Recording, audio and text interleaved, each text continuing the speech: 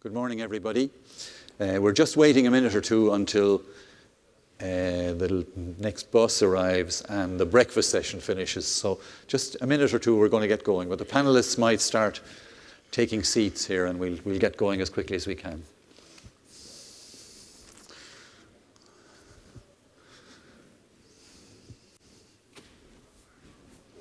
Anywhere at all. Sit anywhere at all. Sit at the end.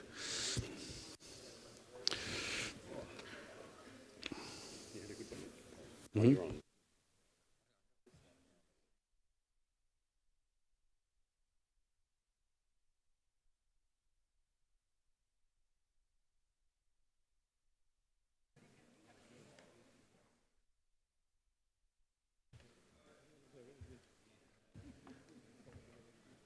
Wherever you wish.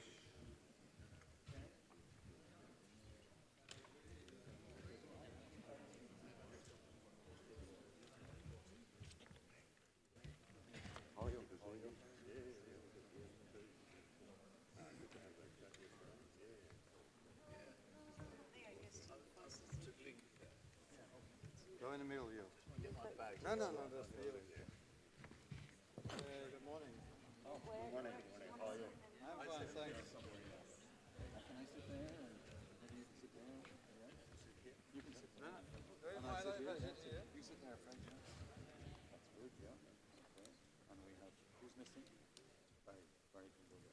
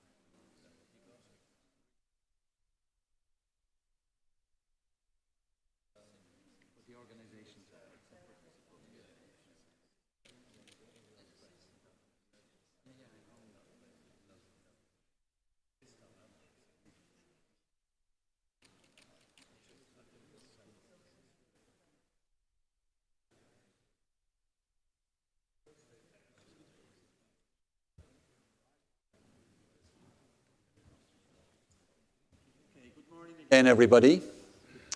My name is Jack Short, and I'm the moderator of this session.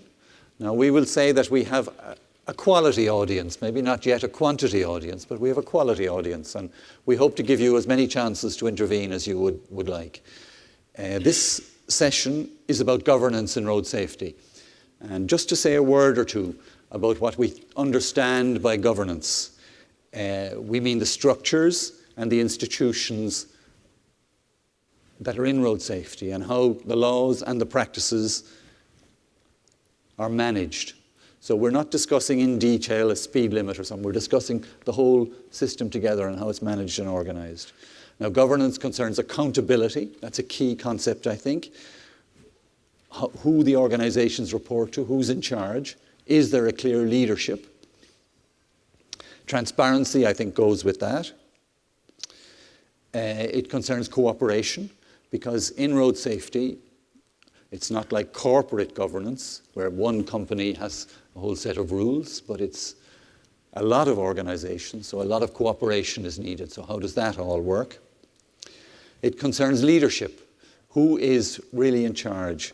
And I think it's very important between different ministries, different institutions, organisations, agents, who is taking the lead. And I think it also concerns, in this idea of leadership, the politicians, the top politicians, the parliament. What is their role in driving the agenda forward? I think governance concerns the resources, their allocation, and how the allocation gets decided. And of course, governance is all about, as corporate governance is, about objectives and targets that are set, so that you have some benchmarks for success or failure. Now, you can see that that's a pretty wide list, and it's also a pretty abstract list. So it's not going to be always necessarily easy to discuss, but I think we have a very good panel, we have a very good audience, so I think we'll make a good fist of it, I hope. We have an excellent panel. Let me just say a few words about each of them, starting on my right. We have Barry Sherman. He's a long-standing MP from the UK. He's been an MP for many, many years. A bit of ageism coming in. Yeah, well, his football team was succeeded in staying in the Premiership, so he's very happy about that. But more seriously, he's the chairman of the Leadership Council of the Global Network for Road Safety Legislators, and he brings parliamentarians together. So that experience, I think, will be very good for us. Rob Mcinerney is the Chief Executive Officer of the International Road Assessment Programme, IRAP. And Rob is maybe known to many of you, a very dynamic leader of IRAP, and their brochures and everything, and their stand is out there. And you'll have seen all of that. They're very active in rating and studying our road system. Mr. Yu Wei Li is the new, relatively new, director of the Transport Division. It says here Sustainable Transport Division, but I don't suppose you have an unsustainable Transport Division, so it was called the Transport Division in my day. That's our wish. And you have a great international experience because formerly you were the boss of UNESCAP, so you're very welcome as well. Veronica Ruffo, from Senior Infrastructure Specialist in the World Bank, maybe known to many of you, very dynamic and active person in dealing with many aspects of road safety, especially perhaps in South America, but much wider than that. And Fred probably doesn't need, Fred Wegman, sorry, I should give his second name at least. Fred is a long-standing research expert. He headed the SWAF, one of the Netherlands Safety Institute for many, many years, and he's been for many years the chairman of the ITF zone IRTAD. So very warm welcome to all of the panel. Now what we're going to do is have a first round where everybody has a few minutes, not too long I hope, 3 or 4 minutes, to give a few of what they see as the key points, and then we'll have a couple of rounds and we'll bring the audience in as quickly as we quickly as we can. So Rob, will you kick off, please? Excellent.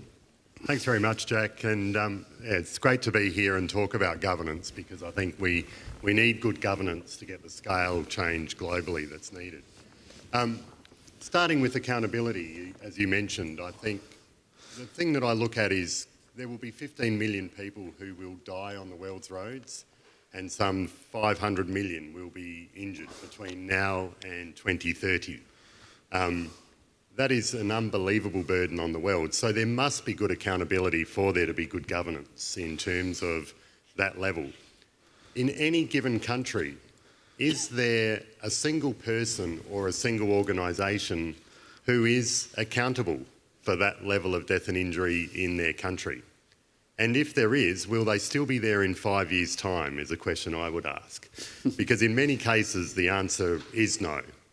The accountability is sufficiently spread between the ministers, the departments, the key stakeholders, the industry participants, and road users themselves. And with that accountability sufficiently spread, there's basically no accountability. Or when it comes to who takes the blame for failure, it can be very easily passed off onto others. So one question I'd ask each of you is what is your budget for death and injury between now and 2030, and who is accountable? Looking at legal frameworks, I think are very important, and some great work that UNESCO have been doing recently. But in my area, is it legal to build a road that kills someone? And the answer is yes, it is. You can still build a 4-lane road through a village with no footpaths. You can still build a road with dangerous roadsides that will kill people who run off the road. That's happening the world over, and it is still legal to design some of these killer roads, and these substandard designs are still promulgating around the world, and we have the hereditary system of our road infrastructure to play with as well. One really important point, I think, is when I look at the accountability and the legal frameworks for the vehicle industry, the Takata airbag scandal, the recent driverless vehicle that hit the pedestrian, the faulty cruise control, those companies involved get fined huge amounts, have to recall all of their global vehicles. What happens when somebody runs off the road and hits a tree? Is the same level of accountability and legal frameworks rolling back to the road agencies and those people who have the solutions? And there's quite a disparity between that legal framework and commitments across all the agencies. The other one around transparency you mentioned, Jack, is that when it comes to infrastructure safety, the features that cause life and death are often not very visible to the agency staff themselves or the broader stakeholders who can make an impact. So a few questions. Could the Director General of the Road Agency tell you how many of their roads with pedestrians don't have footpaths? Or tell you how many undivided high-speed roads that have the risk of head-on death built into them? Or how many dangerous roadsides they have across their network? That's how people are being killed and injured on their assets, and their customers are the ones being killed. But I think some of those basic things are not understood. And likewise, the Treasury officials in the country also don't necessarily understand the number of high return evidence-based solutions that are sitting there, waiting for investment with returns of 8 to 1 or more in many cases. And those health departments don't know, the insurers don't know, and so we continue to feel happy to blame the driver rather than go to where many of the solutions sit. And sort of in closing, like where we are now, we know that 88% of travel is on 1- and 2-star roads for pedestrians as part of our Vaccines for Roads big data tool. 88% are 1 or 2 star. 85% of the roads with high pedestrian flows and high-speed traffic have no footpaths. We have some very fundamental sort of basic failings that, because of those governance omissions, if you like, those sort of things can exist and be accepted and tolerated more than they should be. So in summary, the treatments are there, they're low cost, they're evidence-based and they're proven. That some of this good governance is missing to allow the true scale of impact and true scale of urgency that should come, particularly in my area of infrastructure. People are dying, people are being seriously injured, and as we heard from the UN Special Envoy Jean Todt yesterday, we can halve road deaths and injuries, and we can't afford not to. Thank you. Okay, thanks very much. Yes, it is interesting about the accountability, isn't it? If things go well, the Prime Minister is usually there to take the credit, but nobody is ready to take the blame. Okay, we'll move on. Would you like to take on next and a few of your introductory remarks, Yue, please? Okay, thank you, Jack. Good morning. Jack made a very good summary about governance, the governance of road safety. That's the first time I heard a so comprehensive summary, and that's a good definition. But the next question is what's good governance? The good governance. If you see all the elements Jack talked about the governance, I think there's two key things. Number one is like the decision making. How do you decide to get the leadership, and how to get the management system, how to take the measures, what to do. And for the management system, you need to make a decision. And the decision should be evidence-based. If not evidence-based, and not a good decision, you cannot have a good governance. And then you make a good decision, you need money. Otherwise, how can you implement that? So for road, it's different from other modes of transport. I worked for maritime and then for the railway. But when I moved to the road sector, it's about 20 years ago. And I got surprised. Road is a totally open system. And the road is not like other modes of transport. They have a good control. And then in the limited areas, and then they provide the services, but organized. But road, no organized, no organization. So that's an open system, very open system. So that's why we have this situation for the road safety.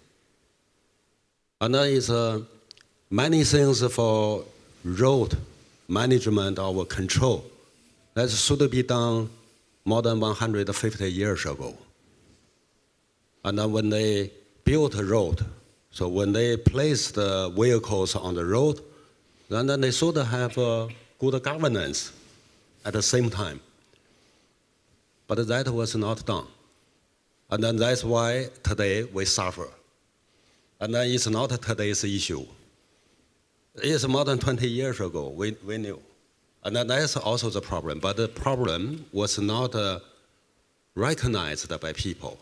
But today with a good information system, and then people recognized.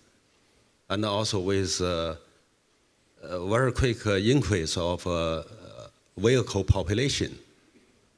So that's what we see today. And then how much they need to correct the mistakes made before.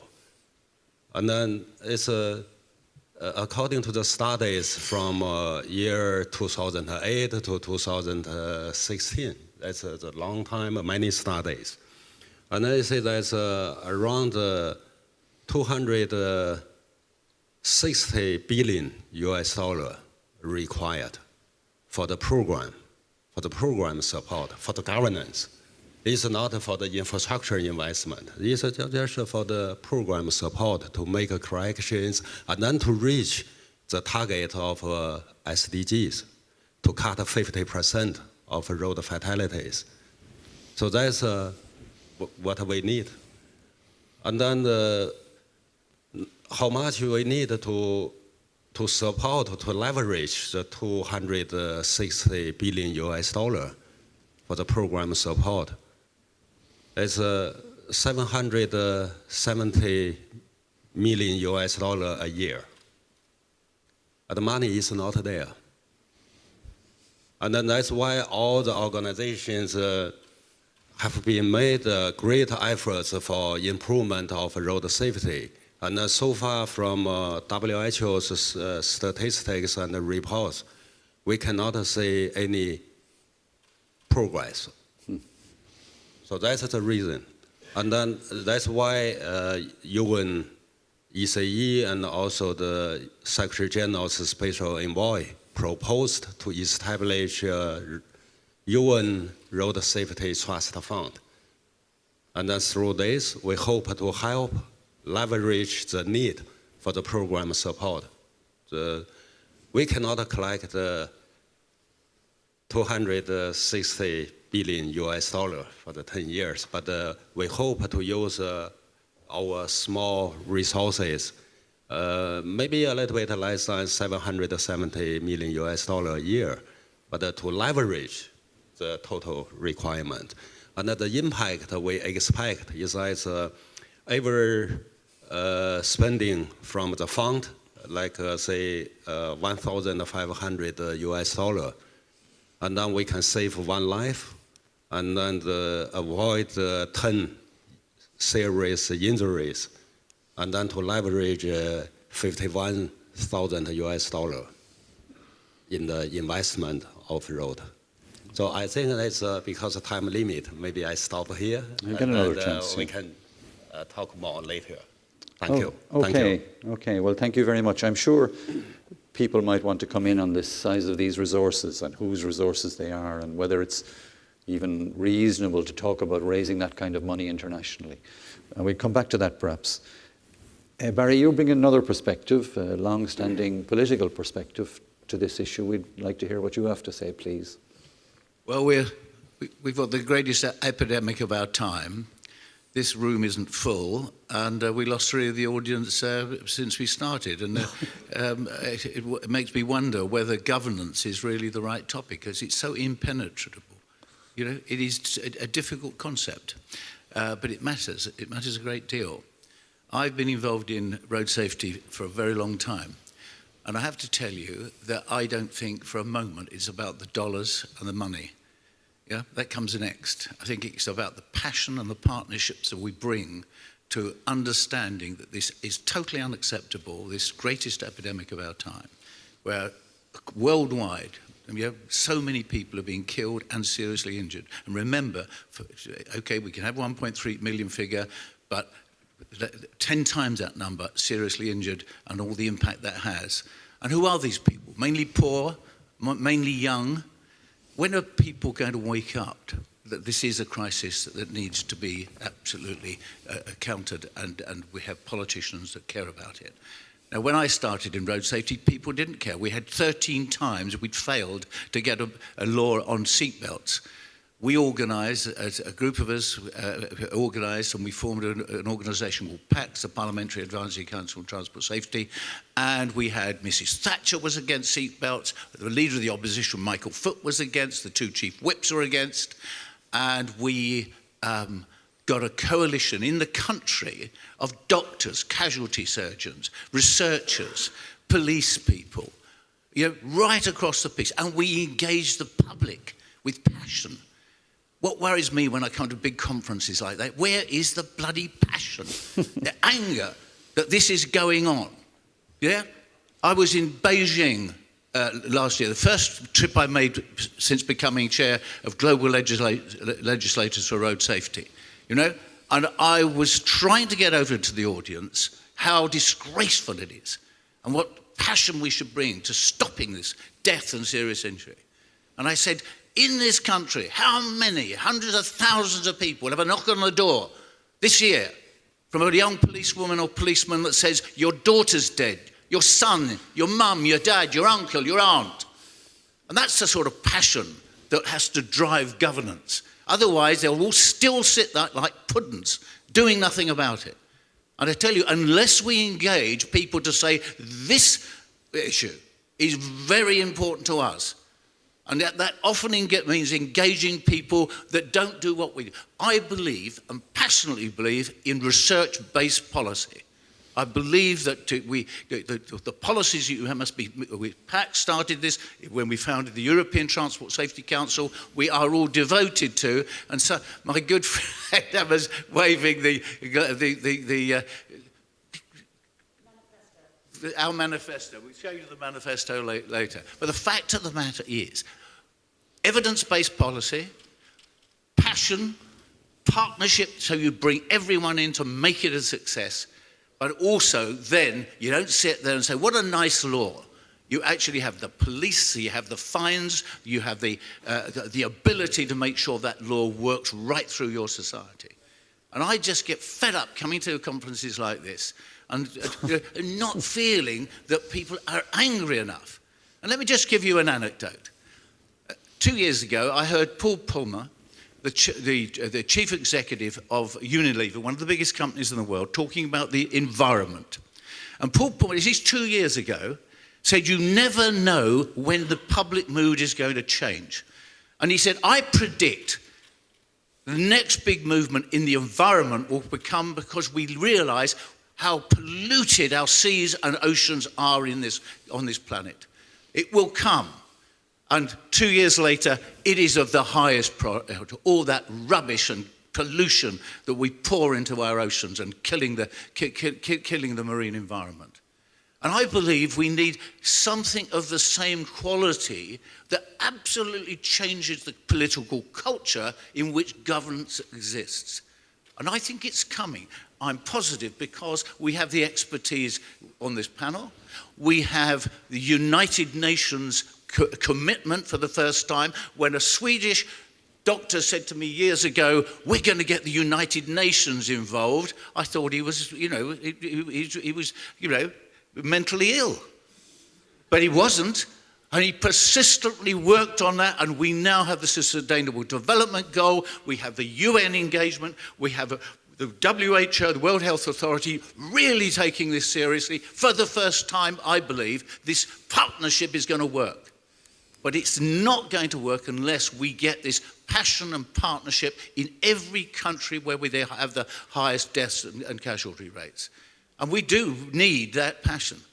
But we are going to be believed, we are going to be followed, we are going to have that resonance if we deliver that message that this is unacceptable. And so I do a lot of tweeting. Do follow me. I have a hashtag, yeah? Stop the knock. Stop the knock on the door, yeah? We have to stop these casualties. We have to stop this loss of life. It's all preventable. Yes, we need the resources. Yes, we need the money. But more than anything else, we need intense pressure on people like me in every country on this planet to make changes that they know they should be making. Thank you. Good man, Barry. Okay, thank you very much for that bit of bloody passion. It's very interesting, your historical perspective as well as your up-to-date one. And maybe we'll come back, Barry, to how the bloody passion translates into good structures and good institutions. I mean, from what I understand, you say, once you have good people there, you can make it all work. And maybe the institutions and structures matter less if you've got strong leaders and you've got good people on the job. But we can come back to that in a few minutes. I think we're probably going to get some more bloody passion now here because we have Veronique. Veronica's going to say a few words from maybe a slightly different perspective. Yes, thanks, Jack, and I'll try to moderate my passion. But let me say that all speakers have referred to it directly or indirectly, and I think that it's a key issue for us to address in this discussion about governance, and it's about data. We cannot have accountability, we cannot have good governance if we don't have good, accurate data. And this has to do with governance at all levels, at the global level, at the national level, at the city level. We haven't seen that good data being invested on lately. If we look at the global level, we see that one of the weakest aspects of the decade of action has precisely been the lack of good data to monitor progress. How are we, how do we know where we want to go if we don't know where we are, if we don't know what effective action means, if we want to have results-oriented action, results-focused lead agencies, we need them to have good data. And Yue was talking about the new UN Trust Fund. We will need good data to ensure good governance for this new trust fund at the global level. And the same thing at the national level. If we look at the differences in the huge differences between the WHO estimates and the officially reported data, even at the basic indicators on fatalities, we get a sense of how big this problem is. It is also, we've been listening this week at the need to shift towards a safe system approach, this paradigm shift.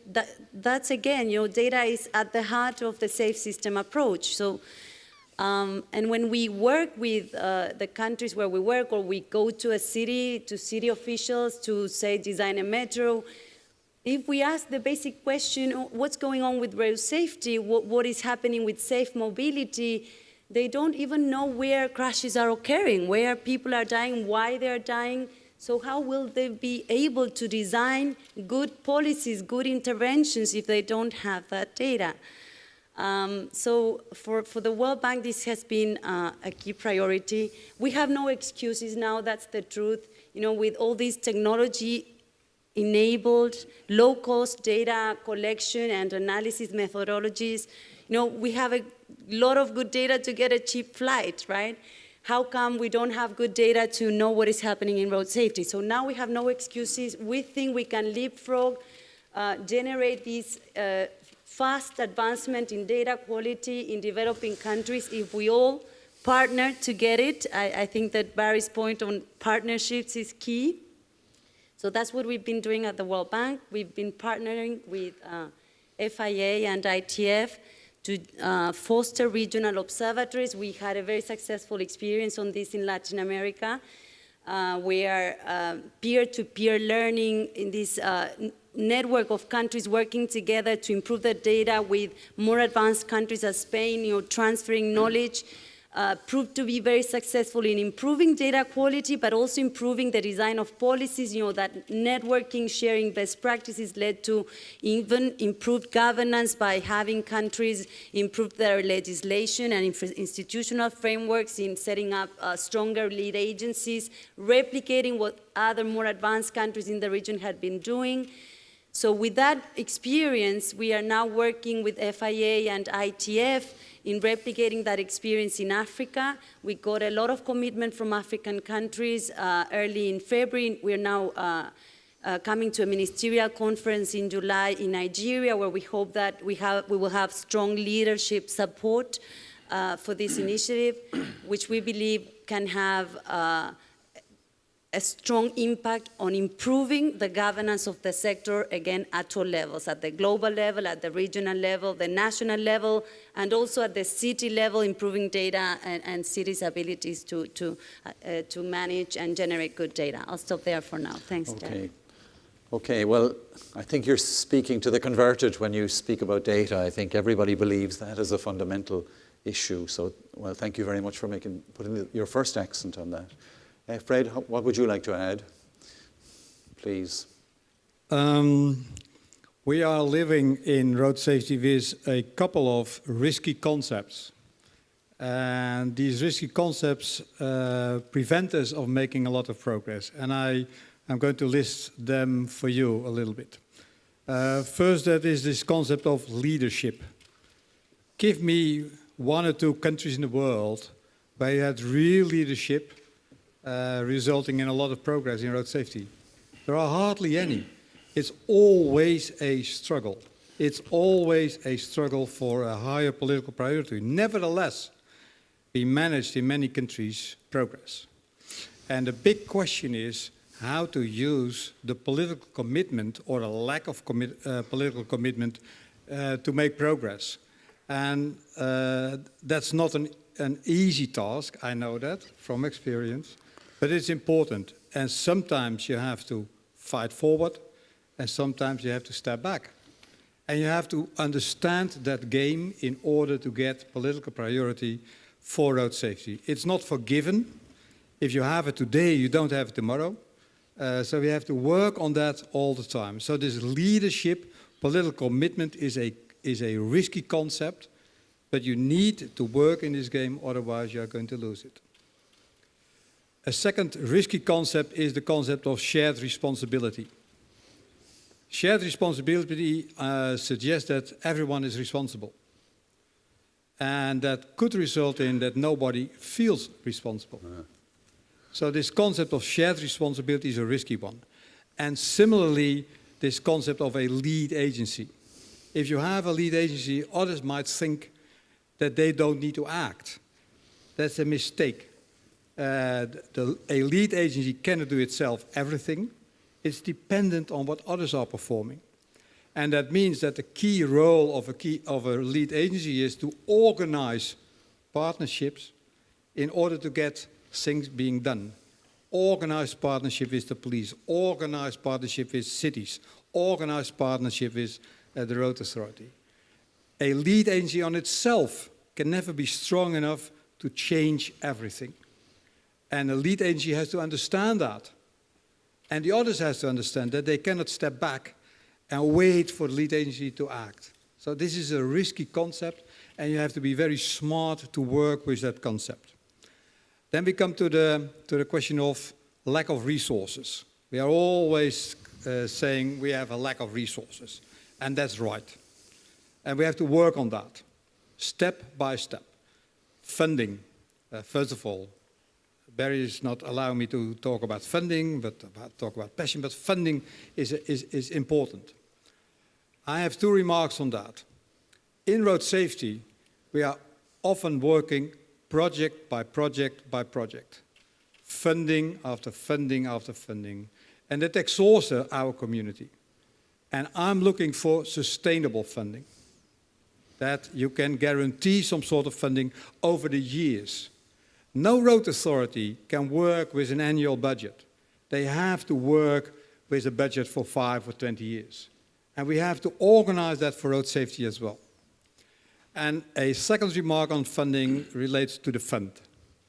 Some people say, you said something about the enormous amounts we need. The international community will never gain that amount of money. What the international community can do is to do some sort of what I call catalytic funding. That you use international funding for getting funding from the countries themselves. And use that money to generate funding in the countries. And I do believe that's the critical issue when it comes to funding of the new road safety fund. When it comes to data, Veronica said already about data, so that's my passion as well, and I'm not going to replicate that. Then it comes to knowledge, because on the one hand you need data, but on the other hand you need the knowledge. And you need trusted knowledge. There's a lot of knowledge and evidence out there. However, it's never precisely suited for your problem of today. So you have to transfer, adapt that knowledge to your own conditions. And we need capable people of doing that. And that's the other problem. If you go for many countries in the world, the capacity to deal effectively with road safety is so limited. And we have to work on that. And that's my key priority. And as you know, perhaps, I'm trying to work hard on that because we need that capacity in order to reach evidence-based and in order to make that evidence-based available for policy making. And last but not least, how are we fuel this game of getting road safety at a higher political priority and make it more effective? There we need road safety advocates. And these advocates are really important in our field, not only in developing countries, but in all parts of the world. And these advocates have to be smart in order to be effective. But we need that. If we don't use that type of good advocates, I don't believe that we can make a lot of progress. And then I hope that these advocates are impartial, not going for one interest, so to say. Because if you're impartial, you can be trusted. And I played, for example, that role in my own country, trying to be impartial, to be trusted, and that they believe that the things we are bringing to the table are helpful indeed. So we need these type of advocates in order to fuel the whole system of making some sort of progress. Okay, Fred, very nice, thank you. Yeah. A lot of very good points, I think, there. And I'm sure people may want to react on the lead agencies and all that kind of topic that you raised. What I thought maybe to make the conversation a bit more concrete, we might look a bit at national governance. And you could all think about the governance in your own country. What are the good features or bad features of it? And is there anybody ready to stand up here and say, my country has an exemplary governance system? Or is anybody ready to say, my country has a very good governance system, but... So we'll give you a chance, but would anybody on the panel like to take a national perspective? Barry, you've watched the UK for a long time. Would you say your governance system in the UK is a good system? It's certainly not perfect, because I'm listening to what the panel said. Of course I want more resources, and I want them wisely spent. But we have to persuade people in each country that this is a high priority. And we sometimes get it wrong. In the United Kingdom at the moment, we have had a government for about 5 years, and this isn't party political. It just happens to be a coalition government followed by a Conservative government without a majority, but they don't believe in targets. All the research I've seen shows that targets work, and if you don't have targets, you start, getting a less good result.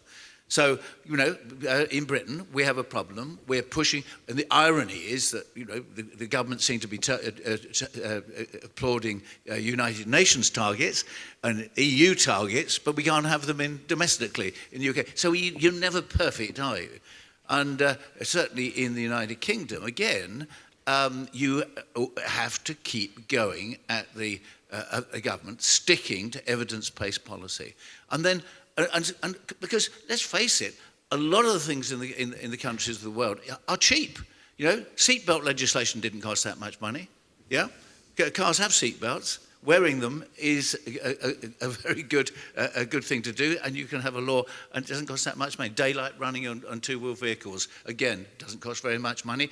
And all the work we did in the UK, and I think we've kind of gone away from it in the last few years too, is all the research I've seen is if you want the best bang for the buck, low-cost engineering schemes are about the best value in terms of, experts here will probably contradict me. At the moment, I'm still convinced when I visit countries around the world, finding out where the problem is, low-cost engineering schemes are the most cost-effective way to get action now. That's my view. So and of course, the worst thing you can do if we believe passionately in this cause of ours, is to pitch up somewhere and say, we do it perfectly in Sweden or in Britain, or, it's the worst possible way. Understanding where a society is in terms of its governance, understanding that unless people in the community say, this isn't good enough, then we won't get change. Okay. Anybody else want to add something from a national perspective? Rob, yeah? Yeah, for sure. And look, picking up on that point about targets, I think what we're finding with the use of star ratings around the world is that governments are now able to measure and manage, but also celebrate success. I think to build political will, you need to celebrate success. As you say, the passion is about, when we save lives, you should be really excited about it. When we see road upgrades happen that are taking a road from 1-star to 4-star, the engineers are very, very passive about celebrating that success. And we're starting to see ministers actually ribbon cutting these brand new 4-star roads. And we saw that happen in Australia very recently, a 1- and 2-star road upgraded to 4- and 5-star. It got headline news. Bruce Highway receives top mark for road safety. That's fantastic, because the momentum then built, one of your colleagues, Lou O'Brien, used that to talk to the Prime Minister to get the next section upgraded even quicker. Because now there's community support for these safer road infrastructure, which is fantastic. And we're seeing that, like the Netherlands with leading the way with the no 1- or 2-star roads by 2020. And we're seeing a lot of countries, low, middle and high income alike, starting to set these targets, lining up with the UN one of greater than 75% of travel at the equivalent of 3-star or better. But one other thing I'd just like to bring in on national, we had a really interesting experience with the private sector versus public sector. And I'll give 2 examples. One, When we first delivered one of our pilot results in Malaysia, there was the toll road network and the national government road network. The toll roads were about 4-star, 3 and 4-star, but a fair bit of 4-star. The national roads were 1-star, mostly. At the end of the first workshop, the toll road people came to us and said, how can we get to 5? And the government people walked out the room and we didn't see them again. And the other example we had, we've been working with a big global mining company, really risk-aware organisations who value every life like nothing else. And we were working with them in Canada, and we were sitting down in a workshop with the public agencies and the mining company. And the public agency said, oh, look, we're really happy what's going on this road. We've got this. There's only 15 last year. And the private sector went, there's only 15 last year. What is your story? Are you happy with that? And obviously, like in workplace safety, there is this zero vision well and truly embedded. But in our public agencies, Vision Zero is still something, as I think as all the other speakers have said, still something we have to fight for. Let me add or bring the perspective of developing countries where we're working. Well, the first thing is that we've learned long ago that we need to get into institutional reforms, that it's not just about building safe roads or investing and having road safety components in our infrastructure projects, either road projects or urban mobility projects, but it's about building institutions. And how do we generate that improvement in institutional frameworks, in governance? We followed the model of the lead agency, and we've learned a couple of things. To generate sustainable institutional reform, you need the support of civil society. You need the passion, the commitment, the visibility. You need the political leadership. You need to have champions within those certain areas of government that can push for the agenda. So that's what we've seen in many of the developing countries where we saw legislation passed to generate better governance structures. A lot of activism from civil society. The other key aspect at the national level is ensuring that when these lead agencies or better governance structures are created, you ensure sustainable funding. And there again, how do we bring the private sector to chip in? A percentage of insurance premiums, for example, to ensure sustainable. Road safety is competing against a lot of other public demands in scenarios of budgetary restraints in developing countries. So ensuring upfront sustainable funding is key for the sustainability of institutional change and governance reform in developing countries. I'll stop there. I add a little bit. It's like, in fact, among UN agencies, we all provide technical assistance to countries, and then we have more like a summary of national perspectives together, one by one, and then together. So, and then there's, it seems as a good model was developed in the UN system for the countries, and then they needed to have a national plan for road safety. And then they needed to have a national coordination mechanism, and then appoint the leader for the national coordination mechanism. It's very good, and then working partly. But why I say that it's working partly, because it's not in the full function. And then what they need is they need to have a full functioning. We are coming here by flight. Maybe some you know, some you don't know. Once you fly, you are totally under control of safety. And then the flight that's controlled one by one by the ground stations. And then they hand over one by one. All the time, you are under the safety control. And this road is yes, they establish the system, but they need a sustainable system. They need a functioning of the system. And then how to make the system functioning, they need some tools to support operation of the system. Okay. And then that's the system like the review, performance review, and then the policy decision making. That's a support tool. And then, of course, the tools need data to support. So that's all linked. Yeah, thank you. When it comes to the national level, it's my view that the national level has limited competences to deal with road safety. That's clear when you talk about the federal state. Go to Australia, go to Argentina, go to Germany, and then you see that. Meaning that at the federal or national level, the competencies are limited. However important when it comes to vehicle regulations and when it comes to data, when it comes to knowledge, so that's important.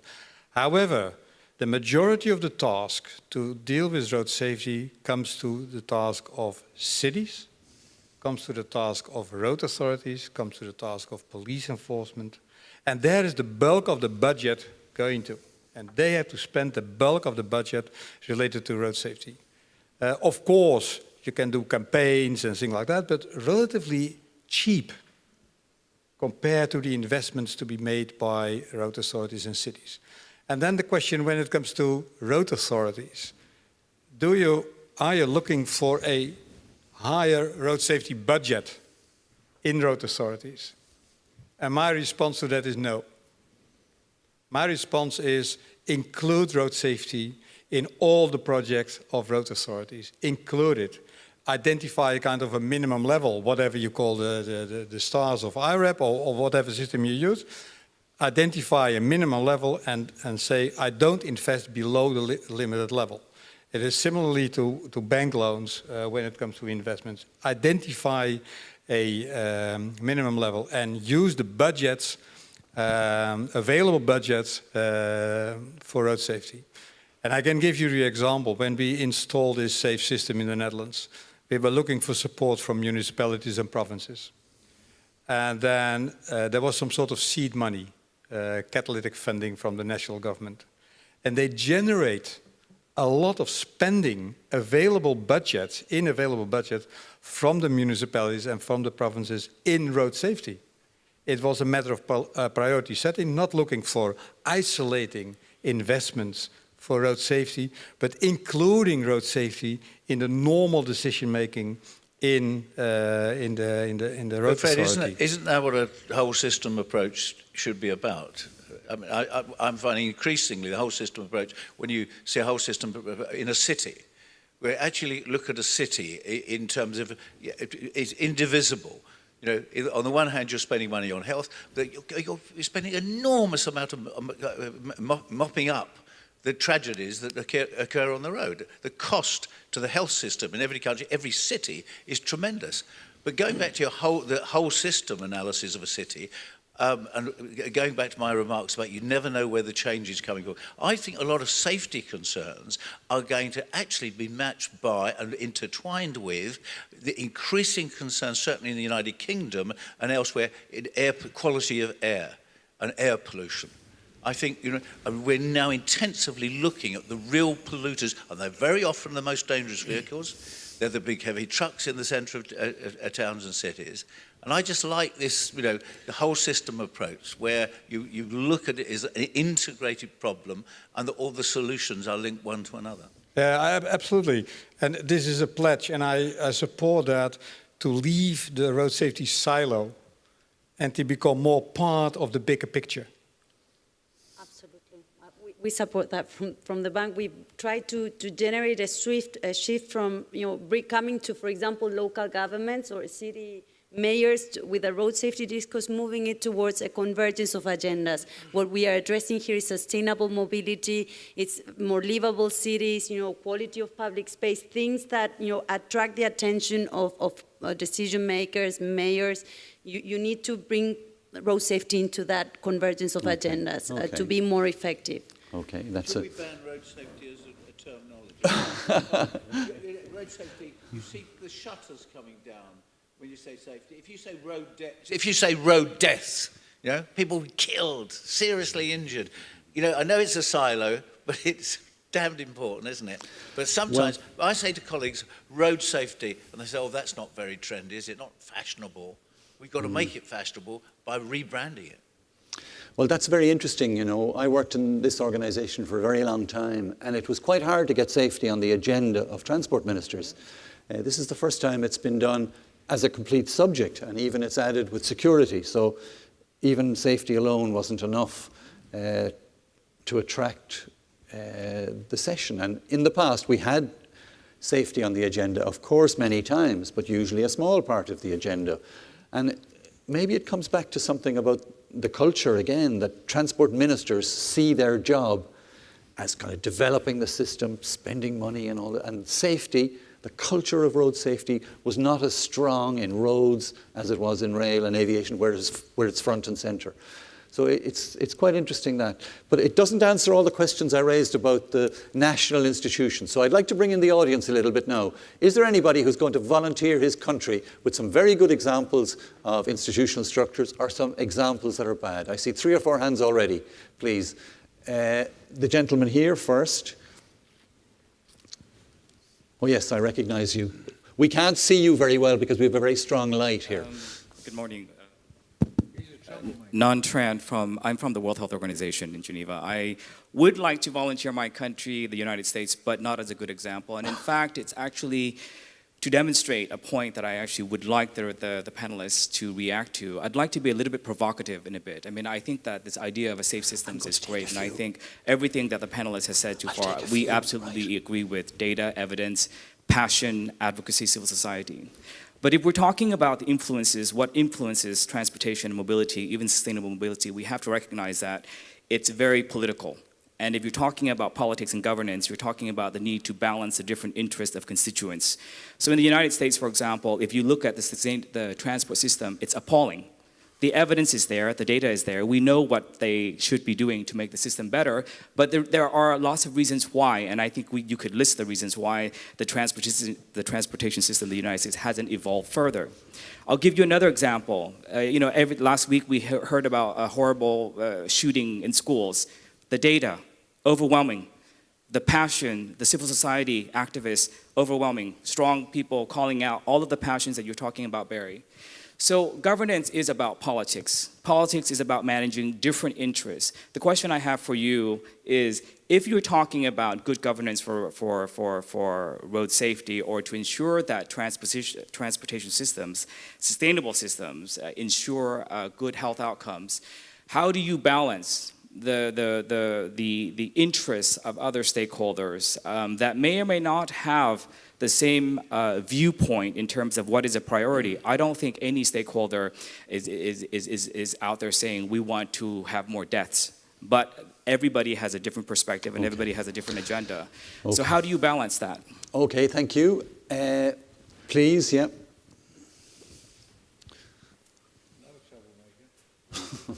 Hi. I'm Emma Mclaughlin. I'm Director of Eastern Alliance for Safe and Sustainable Transport. We're an NGO. We work in 14 countries, mostly former Soviet states, but from Belarus to Mongolia, but including Greece, my Greek colleagues here. Okay.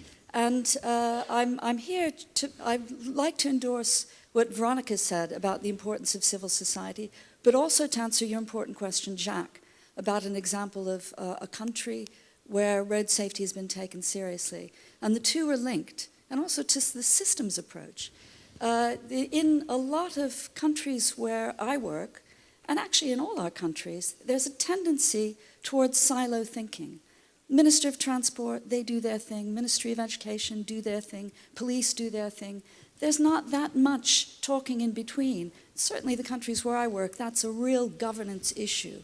And the safe system means you have to talk. There has to be dialogue. So you need a lead agency that's not just the Ministry of Transport. You need to involve the police. They don't want to give money to the police. They want all the money. So there has to be some sort of partnership.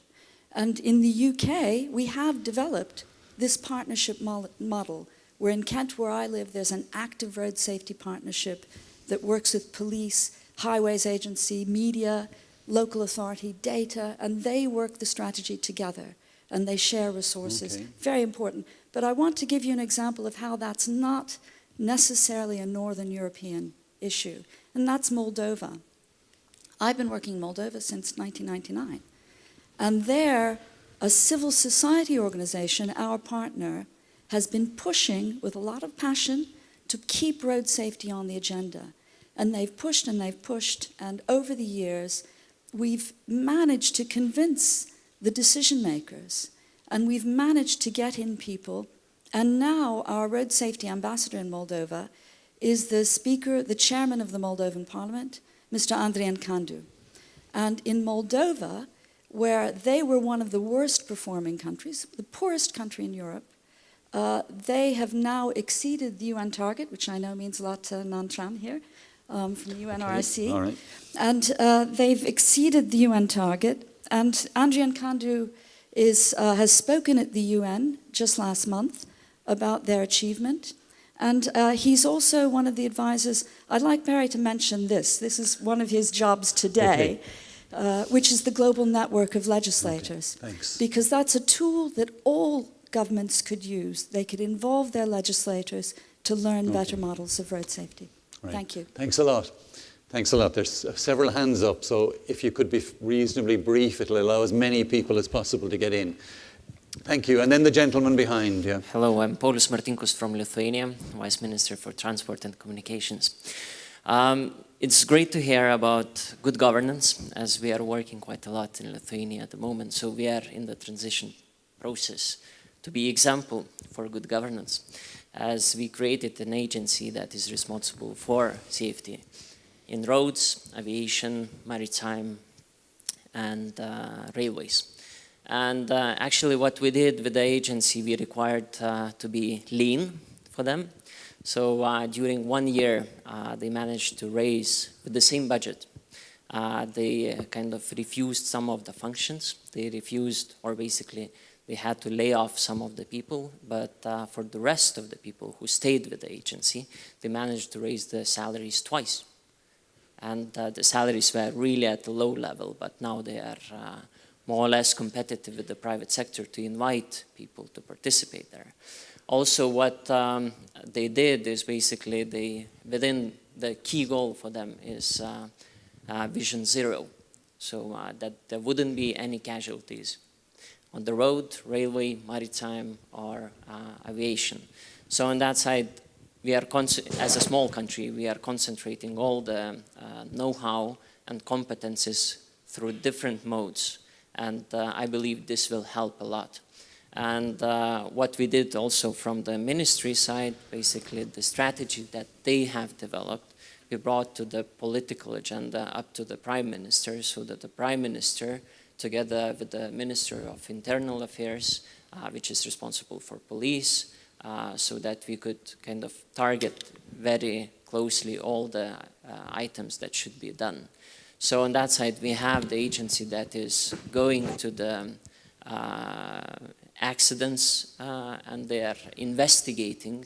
They are not investigating like police, whom to blame, but they are investigating what was wrong with the infrastructure, with the driver, with the technical situation of the car, all those elements. So hopefully we'll be able to present also better figures. Thank you. And Lithuania has been recently making some good progress. The gentleman behind, please. Could you keep your interventions reasonably brief and to the point, please, so that we can get as many people as possible. No, the gentleman behind, then yourself. Thank you. Yeah. I'm Sang Jin-ha from Korea Transport Institute, and thank you for giving me a chance to talk about it. In fact, in Korea, if you look at the fatalities numbers, there are 4,000. Among 4,000, 1,000 people are dying on the national roads and motorways. That is governed by national government. And the other 3,000 are dying on the roads controlled by local government. But I think all countries are in the same condition. Local governments, they don't have enough fund. They don't have enough skills or capabilities. So I think it's very essential to give some subsidies to local governments. Otherwise, they cannot do anything at all. It happens in Korea. They just to do some road safety project as long as there is subsidies from government. It's a very small portion of number, but but they don't have any incentives to do more than that. Okay. So that's the current situation. So I want to know the good examples. I think in the UK they have done it in 1970s, as far as I know. And in the case of Japan, they are doing something to help local governments for road safety improvement. So good examples, I think, can be shared between us. Okay, thank you very much. The local and regional approach. The gentleman. Thank you. Leszek Kania, I'm from Poland, from General Directorate for National Roads and Motorways.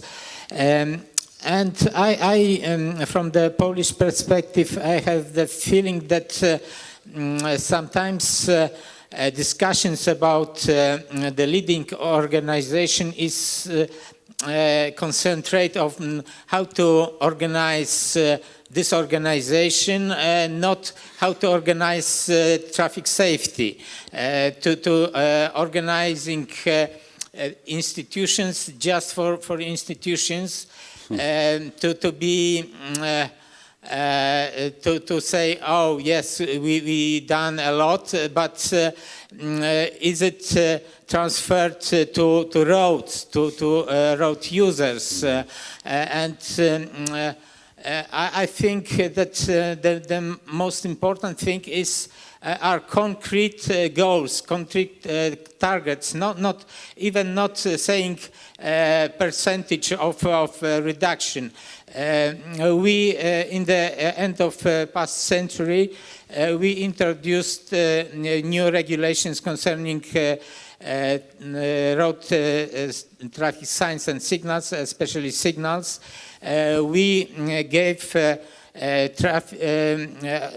road administration's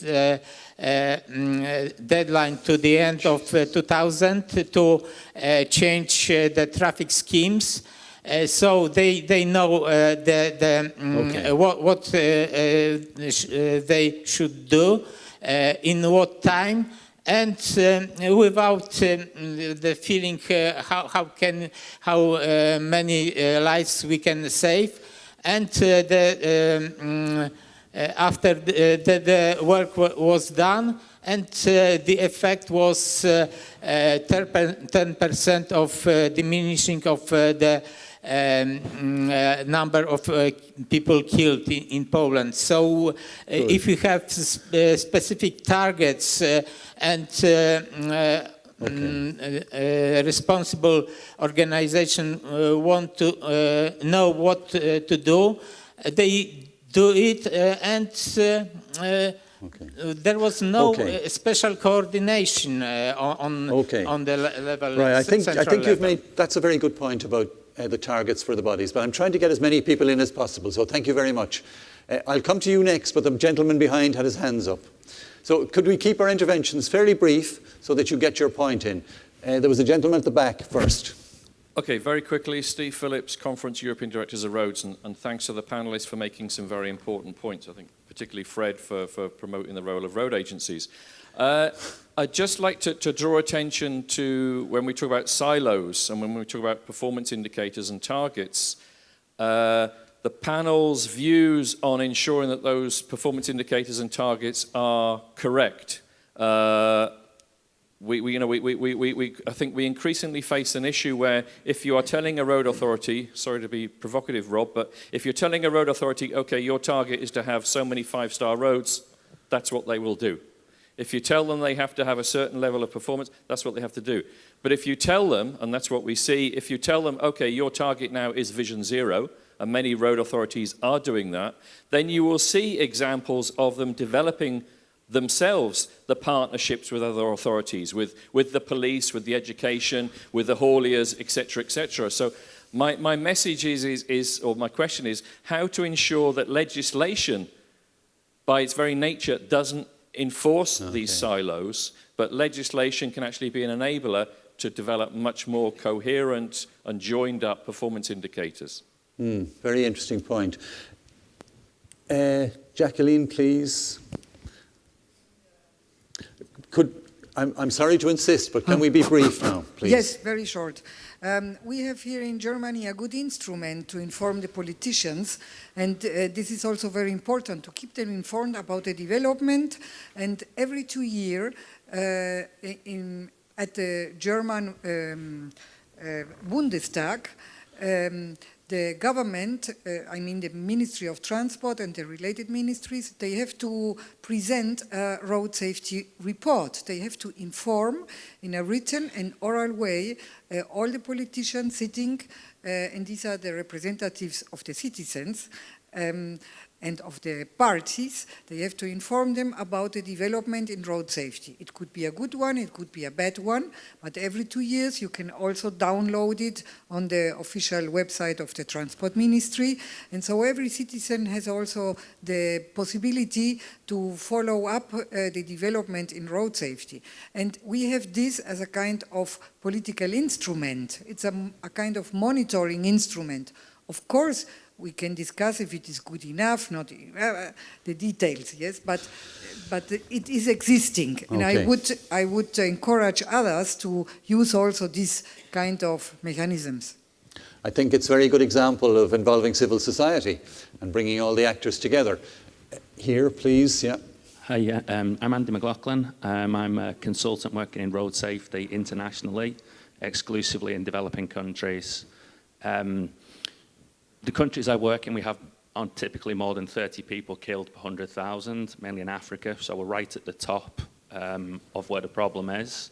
My question is really this. I agree totally with the sentiments from Barry about generating passion, and also what Fred has said about advocacy. The other issues related to data and putting in a road safety secretariat, we know about this, we know what we have to do, but what we don't have is a commitment from high levels in government. And my question is this: who are the best road safety advocates that need to speak to these governments and tell them, this is what you need to be doing and this is why you need to be doing it?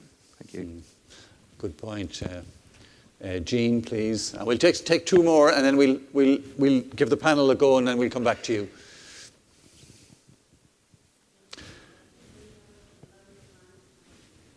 Sorry, louder, please.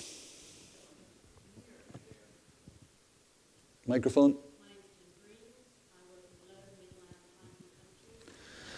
I think your microphone isn't working, sorry. Preferred. My name is Jean Breen. I work in low, middle and high income countries. Yes, thank you for all the presentations. I want to just make a point that we have a growing body of knowledge about what works in governance of road safety, what works in institutional delivery, and an observation that over the decade of action, we've concentrated too much on the what, the interventions, and not enough about delivery. This body of knowledge has informed a very widely recommended tool developed by the Global Road Safety Facility of the World Bank, and there's information about it on that website, which is a benchmarking tool for delivery concerning what, how do you set targets, what are the coordination mechanisms which have been successful, what are the funding and resource allocation mechanisms that have worked in jurisdictions which have managed to get some good results in road safety. How do you promote road safety? What are the mechanisms there? Monitoring, evaluation, and of course research and development and knowledge transfer. Now we have this knowledge. We have a benchmarking tool which allows experts to go into countries and engage across the road safety partnership, bringing together stakeholders that often have come together for the very first time, and to try and get some agreement on strengths and weaknesses of current approaches and pragmatic next steps to inform funded projects. And this is where the NDBs come in, a very, very important element. And I think we've just got to do more of it. We're not measuring our problems enough in projects at the moment. Okay. There's a whole range of lessons, I think, that we need to take stock of now, before the decade finishes, to inform much better progress to 2030. Okay, thanks, Jean. There's been much less research on structures and institutions than on all the specific issues. One last from the gentleman at the back, please, and then we'll, if the panel have anything to say on those points, please, after that.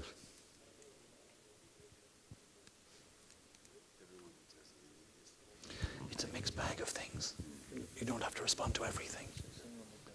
Of course you can, yeah. Thank you for the time, then thank you for the presentation. I'd like to just make one point that what we are discussing here is, seem like to me that generalize all the problem of road safety all over the world. But in fact that every country, even within the country, like Indonesia, I'm in Madiswartika from Ministry of Transportation Indonesia. Indonesia has 70,000 islands. So each island has a specific problem of road safety. So why the what UN program is not successfully implemented is because it's not really touch the problem of each country, especially of a developing country. Thank you very much. Thank you. Yes, a very specific problem. There was one gentleman very passionate about getting in. I have been trying for some time, but perhaps because I'm of very the light, sorry. you couldn't see me. Sorry about that. I'm Arnab Bandyopadhyay from World Bank, based in New Delhi, India.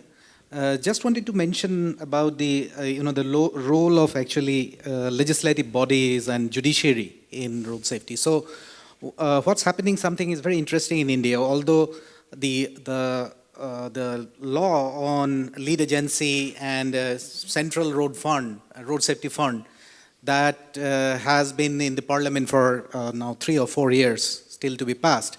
But the Supreme Court has now constituted a very high-level committee, and they are a very demanding committee all the time, are asking for accountability and showing some good results, including formulation of, because India is a federal country, so formulation of a federal government and state government framework of 20 states, which is showing some positive results. So I just wanted to get the reflection of the panel on the role of as a court in that. And then the second point I just wanted to quickly mention is, I think in the ecosystem now it's becoming more complex, particularly in urban ecosystem because of multimodality and intermodality. So road safety is no longer a road problem, but it is also an issue between say urban rail and then also the transition between the two modes, etc., or three modes at many times. So I just wanted to also get the reflection of the panel on whether in this overall governance, what role the other modes would play and whether it's happening already. Okay.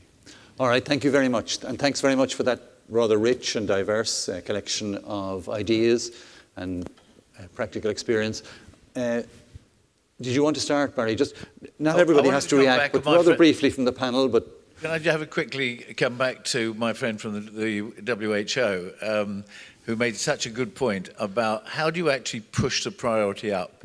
And of course the answer in terms of the shootings, the tragic shootings in America, look at the impact. Okay, it's not changed the law yet, but the impact of those young people who decided that they were going to speak out and organise after the shootings in Florida. And I think I've decided I don't like the word governance, and I don't like civil society. They're weasel words. No one very well understands what they are. But what I think, coming at reflection, we've got to do something, and we have the greatest opportunity now. We've got global legislators that I've been told to advertise, global legislators. Come on, if your legislators aren't part of this, tell them they've got to get in touch with us and work with us. We've got targets. We've got a target to halve casualties by 2030. That's not a bad target. But can I just, coming back to the question from WHO, and a couple of the other questions. How do you, the question was a very good question about India. Keep it close to your... The fact of the matter is that we now have social media techniques for organising, for campaigning, for actually getting all the little groups that make the difference to politicians. Do you know what a difference it makes if someone sends you an email, or 100 people send you an email, or they organise for 1,000 people to send you an email. Do you know that the power of Twitter in terms of engaging people with road safety and road deaths and road casualties? Yes, it's a health issue. Yes, it's an important issue. Yes, it's the greatest epidemic of our time, but we now have the tools to start groups, start campaigns. I remember the days when people say, what is this Mothers Against Drunk Driving? We need those 1,000-fold if we are going to make people like me listen and make us pass the laws, support you guys who have the knowledge, have the information, have the data. We need you to kick our butts, and you can do it better than ever before using social media. I tweet as Barry Sherman. For God's sake, follow me, and we'll have a robust conversation how we change the world. No ambition there. I play Australian rules football, so happy to give you that kick a bit later. Look, probably picking up on a couple of the questions, I think Arnab's point about the role of the Supreme Court. What's come in there so beautifully is that discipline of a legal questioning and a legal accountability that comes with that. And I think it's making a really big difference, absolutely, in India. Taking that across to the UK, where we've seen, and maybe picking up on Sanjin's comment about the local government problem, is the Office of Rail and Road Safety has been established there. And what I really like about that in the UK is it's actually doing two things there. One is it's creating that legislative framework to almost drive the equivalent private sector attitude of how you'd approach health and safety, for example, and actually bringing that across the two sectors. And obviously roads can learn a lot from rail. And it's a really great little mechanism in there. But I like the other thing that's happening as part of the Eurorat program in the UK, in that most of the road deaths, and even in these local government areas, most of the road deaths happen on a very small proportion of the network. On the national highways, you're probably looking at 3 to 5% of the network length carrying half of the road deaths. In local governments, there'll be pedestrian fatalities focused around certain intersections, like we saw from Gittam in Delhi as an example. And what they did is the Department for Transport at the top level set up a Safer Roads Fund for allocated incentive funding to these highest risk 50 sections of road in the UK, and they've gone out there and just upgraded every one of them. And now they're on to the next 50. And that is fantastic success. It's incentivising for the local government, but it's also not making them reinvent the wheel. It's actually a common methodology being rolled out across all. And just the last very quick point to pick up Steve's question, certainly don't view that as provocative at all. I think it's fantastic. The key thing is you have to set metrics that the people can manage and they have full control over. That's number one. The other is understanding how they fit together. And we're seeing cases where countries without much money for infrastructure budgets are using their star rating data to actually trigger where they're going to enforce more, because the road is more unforgiving on a 1 and 2 star road, so the speeding driver or the drink driving driver is actually a bigger problem. So I think it's about, again, that's where the road safety observatories will be so important to be that central hub of wisdom that can drive decisions. Thanks. Let me take on a couple on Sorry. Oh, I'm sorry. Wait. No, off you go. So on political economy, I think it's a key issue. We've seen, like, even with legislation passed and approved, go back and forth, with pressure from economic groups. So, for example, car manufacturers getting deferments on vehicle safety standards. So analyzing, understanding the political economy, vested interests, and having a strong strategy to work around it is key. Again, there, civil society, transparency of what is happening, trying to put everything out, and there, social media is a key element for all of us. And even other, executive power moving away from it to legislation, and the judiciary can be a very strong strategy to counterbalance and work around the political economy of these type of institutional reforms. On cities, I think that when we have sort of a standstill at the national level, we can work with cities. We've seen that with many agendas at the global stage. They can take the lead. generating the safe system approach, the coordination, multi-sectoral coordination, it's easier. The mayor is in charge. He sees or she sees everything. So we can work with cities to show that this change is possible in terms of governance and get them to lead the way in countries where we haven't been able to establish institutional reform at the national level. And on Jean's point on MDBs, we've been working with all the tools you've referred to, and this is how we've been generating institutional reform in many of the countries where we work. And now there's been strong advancement, and the political economy within these institutions need also, we need to understand that as well and work around it. But big achievements like road safety now being safeguard, a compulsory mandate for all infrastructure projects, not just road projects.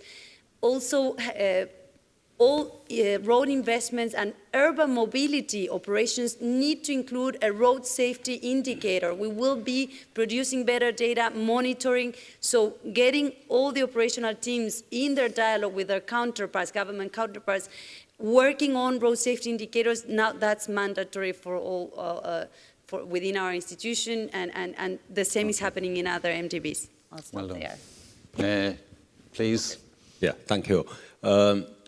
After listening to all of you, and I think that's, yes, it's a lot of good points. And then for me, it's like it's a good learning process. And I like to hear from all the people different views. And I just considered from the perspective of your ECE, and then to link that with what we are doing. And then I say that's a part of we contribute and help to find a solution. But others, just consider something, maybe that's we can work together for like UN Road Safety Trust Fund, and then through that as one tool, and then to get everybody together, and then we support the passion, and then there's the system, and then also I like there's the data collection and the support evidence base, and then sustainable for the road safety system. Okay. Everything there. But only two things in my mind is very strong. One is I studied transport and then worked for design, research, and then the construction, and the maintenance management, and the management from local level to central government and then to international organization. But from my school time, first day, the teacher told us that's safety. Safety is life of transport.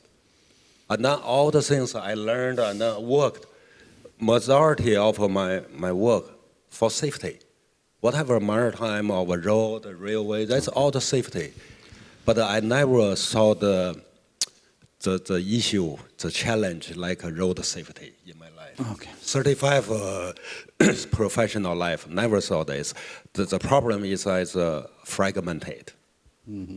So if you listen to all of the points, very good points, but fragmented. Yeah, and then for me, it's like when I worked for road safety, and then people asked me, what's the problems, what's the challenges, what's the solution? I say something wrong. And then they say, Mr. Lee, you're wrong. There's many things wrong. And then I say, no, because some things wrong, and then everything is wrong. Okay. So I think we are all working for road safety. We need to think there's some key things, and then something wrong. Okay. It's not everything wrong, something wrong. No, I don't think we're saying everything is wrong, but Fred, we're coming quite close to the end, so perhaps this could be your last intervention as well. My last famous words. Exactly. Okay. Yeah. I would like to touch upon one thing, and that is related to political priority setting and targets and monitoring, because I do believe if you talk about governance, this is crucial. I see targets serving two purposes. First of all, as an indication of political priority. If you set a target, that's a signal to your communities, to your society, that this is important. These targets has to be, can be a drop in the water and say, well, this is 50% in 10 years, but that should be supported by bottom-up information showing how you're going to reach the target. That's important. And second thing, these targets can be used as a management instrument by monitoring progress, that you can see how you are progressing towards your target. For that purpose, we need these performance indicators. We cannot work only with outcome indicator, fatalities and injuries. We have to work with performance indicators. That's why the WHO attempt is so important, and we are going to work on that as well to make a type of a methodology that can be used all over the world, that we are going to measure these performance indicators similarly, not differently, not every country on its own, but try to harmonize that. But these two components are critical. A target as a means to set political priority, and secondly, to monitor progress if we are right on track or that we have to increase. And not to blame the minister, but to learn to make more better next steps. Okay. Okay, well, I think we're just coming to the end. I think time is at the end. And just one or two small remarks from my side. One of the difficulties raised by many people is the political priority to the subject. And I always, when I spoke to ministers, try to convince them that there is actually something for you in road safety. But when you talk to a lot of ministers, they kind of felt, well, look, I'm going to have to restrict people. I'm going to have to lower the speed limits. I'm going to have to get them off the road. I'm going to have to do all these kind of things that they don't like doing. So that was one of the reasons that they stepped back a little bit from it. But I think we have enough examples in the other direction to show that there are political gains and that there's a great feeling of success if you can lower things by 10% or 15% or 20%, and then people can take credit for it. So, and these kind of reductions are possible in many places. So when you go back to your countries, you can convince your ministers that it is a politically useful topic. Not, you know, we always competed with the environment and other topics for the attention of ministers. And safety often went off the agenda. But we tried to keep it on the agenda, saying there are many political wins in road safety. It's not all about restrictions and limitations. So maybe that's one thing. And it comes back to the whole thing that many of you mentioned in governance is what's happening at the top. If there's not somebody at the top kind of cracking heads together, you won't get the institutions talking together. You won't get them having the kind of cooperation you all talk about. So maybe that's where it starts, is at the very top. And that's where you need a very strong political commitment. Now, there were many interesting points to it. I had a whole lot of other points to raise, so I'm very sorry, but one of the ones I wanted to have a good discussion about, where we didn't have much time, was the international structures, because you spoke of fragmentation. I think the international structures could also be said to be quite fragmented. There are many actors. Most of them, interestingly, are very small. I mean, all the actors in road transport internationally have only a few people working on it. So are there some better solutions to bring things together, to make things less confusing for the countries? Because there are many messages coming to the countries from different organizations. Are they all the same, or are they the same priorities? We probably could do better in the international community to kind of bring our messaging together into a consistent set of ideas that countries can latch onto.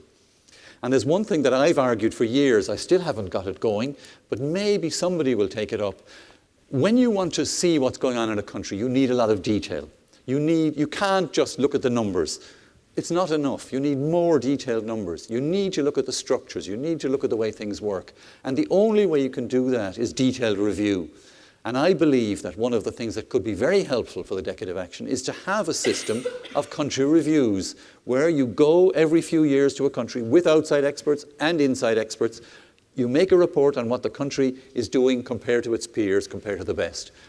And that's a kind of a message to the country that they can take forward, and you come back a few years later. It's part of a very strong OECD review tradition in many areas of the economy. And I think it's something that can really help countries, because the specificities have to be examined in all cases. Now, that's all from my side. I'd like to thank again our very helpful panel for their passion and their interest, you for your patience, and I hope you all got a chance to speak. And I realize it's a very complicated topic, but I think we had a good turnaround on it. So thank you all very much, and a round of applause for our panel. Well done, huh? If anybody wants a copy of this? Thanks very much.